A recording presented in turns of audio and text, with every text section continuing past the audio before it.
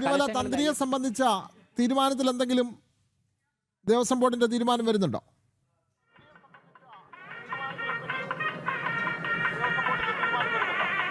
വിനോദ്, അതായത് കഴിഞ്ഞ ദിവസങ്ങളിലാണ് നിലവിലെ തന്ത്രിയായിട്ടുള്ള കണ്ഠരര് രാജീവരെ അദ്ദേഹത്തിൻ്റെ അനാരോഗ്യം മൂലം ഇത്തരത്തിൽ തന്നെ തന്ത്രിസ്ഥാനത്ത് നിന്ന് ഒഴിവാക്കി പകരം മകൻ ബ്രഹ്മദത്തനെ നിയോഗിക്കണമെന്നുള്ളൊരു ആവശ്യം മുന്നോട്ട് വയ്ക്കുകയുണ്ടായത്. അതിൽ ദേവസ്വം ബോർഡ് തുടർ ചർച്ചകൾ നടത്തിക്കൊണ്ടിരിക്കുകയായിരുന്നു. അതിൻ്റെ അടിസ്ഥാനത്തിൽ ശബരിമല സ്പെഷ്യൽ കമ്മീഷണർക്ക് ദേവസ്വം ബോർഡ് കത്ത് നൽകിയിട്ടുണ്ടായിരുന്നു. അതിൻ്റെ അടിസ്ഥാനത്തിൽ സ്പെഷ്യൽ കമ്മീഷണറായിട്ടുള്ള ജയകൃഷ്ണൻ അദ്ദേഹം ഹൈക്കോടതിക്ക് കഴിഞ്ഞ ദിവസം ഇതുമായി ബന്ധപ്പെട്ട റിപ്പോർട്ട് നൽകിയിരിക്കുകയാണ്. ഇനി അന്തിമ തീരുമാനം ഉണ്ടാകേണ്ടത് ഹൈക്കോടതിയുടെ ഭാഗത്തു നിന്നാണ്.